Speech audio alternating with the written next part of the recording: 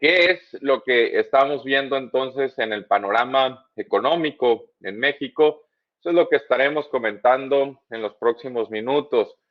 Cualquier comentario, por favor, háganlo llegar y Adriana, sobre todo al final de esta emisión, nos estará apoyando para que ustedes también puedan ser, pues, contestemos algunas de sus inquietudes.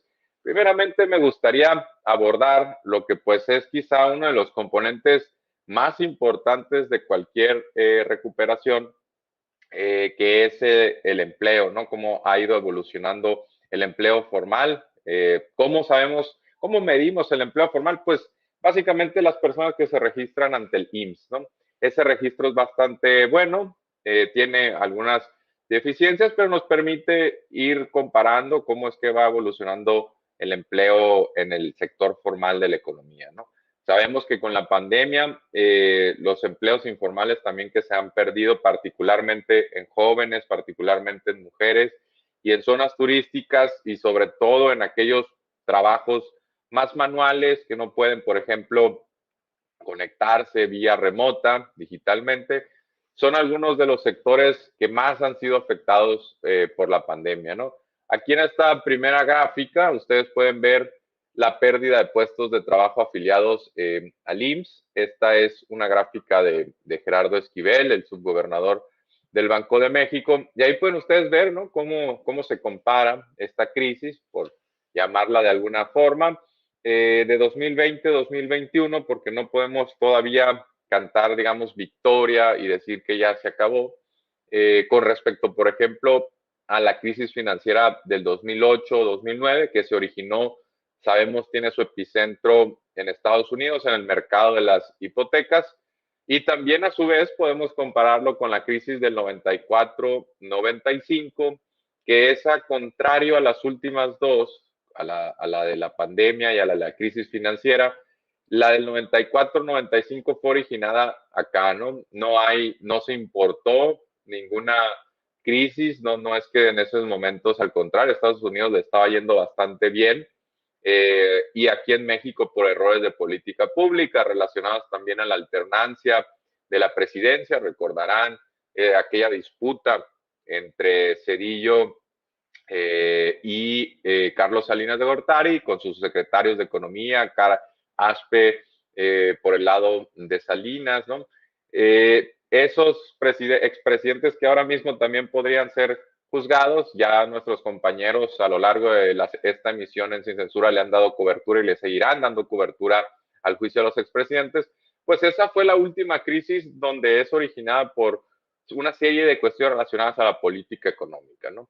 Pero las últimas tres recesiones, aquí habría que incluir, por ejemplo, la que le toca a Vicente Fox cuando entra recién al poder, que está también anclada en los hechos de la burbuja aquella de .com, de las empresas, grandes empresas, bueno, en aquellos momentos más chicas de Internet, y después el ataque a las Torres Gemelas, ¿no?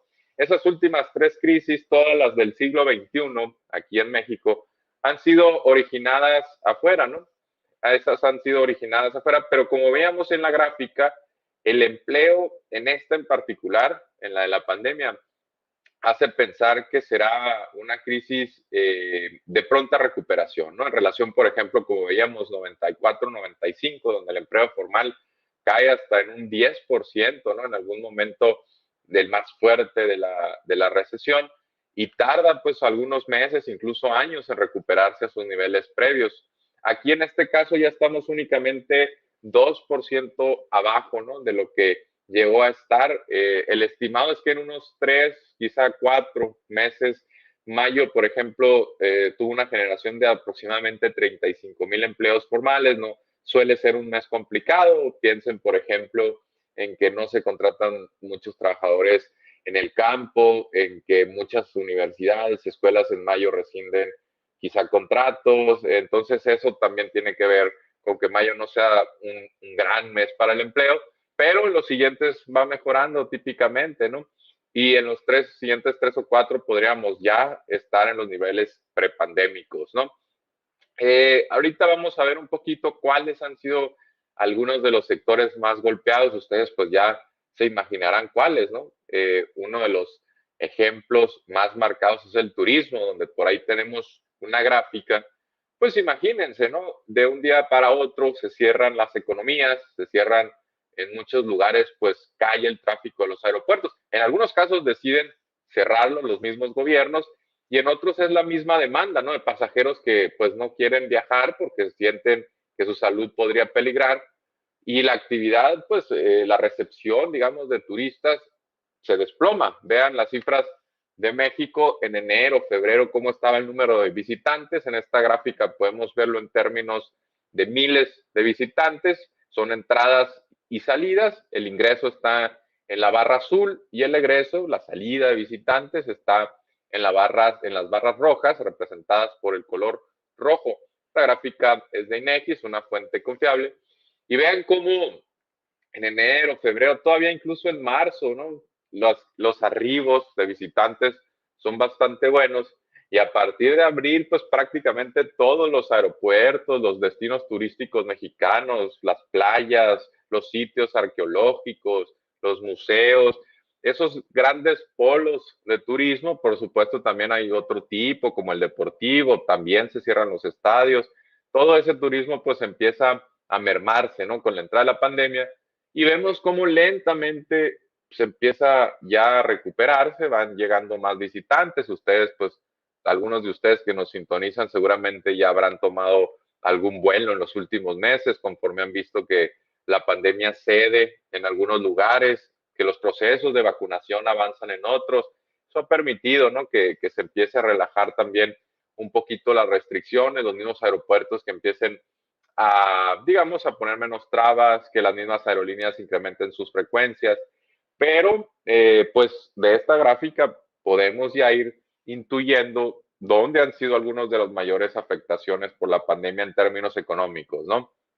Pues en las zonas turísticas, ¿no? En las playas principalmente. Los estados netamente turísticos con una gran vocación turística como Baja California Sur, como es el caso también de, pues de incluso de Quintana Roo y poquito de Yucatán, la misma Ciudad de México, ¿no? Que tiene turismo de todo tipo, mucho también turismo incluso de negocios, tiene un aeropuerto que también distribuye a los pasajeros a lo largo y ancho del territorio nacional, un poco también Jalisco, ¿no? El mismo Guerrero, donde tiene pues una playa como Acapulco, muy importante para la atracción de visitantes.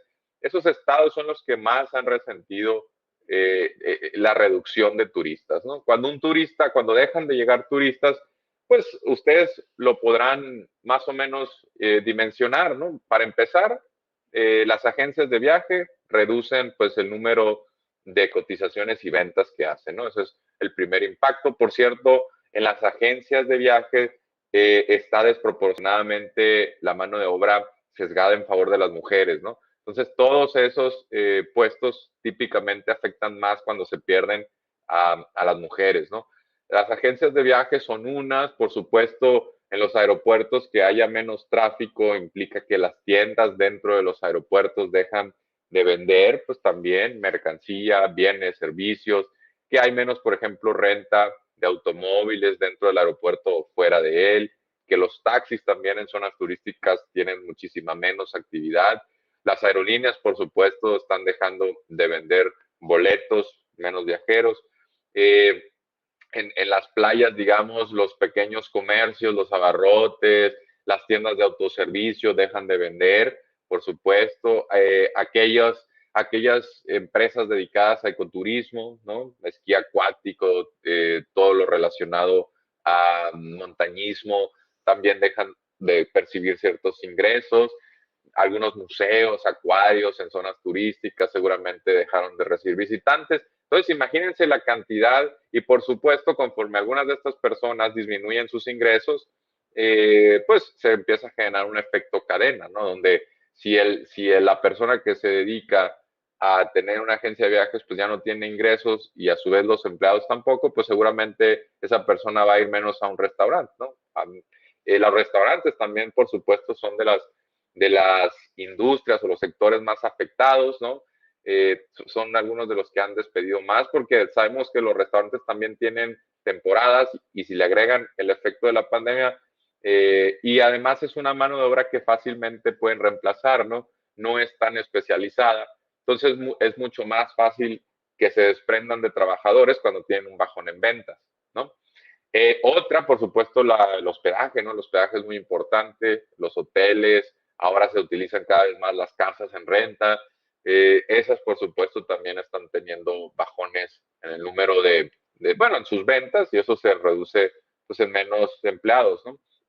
Entonces, como se imaginarán, para las zonas turísticas la pandemia ha sido particularmente onerosa, ¿no? Si ustedes se van a ver la caída del Producto Interno Bruto estatal en las 32 entidades, van a ver que efectivamente Baja California Sur, Quintana Roo, pues son las que en este momento han tenido los bajones más pronunciados, ¿no?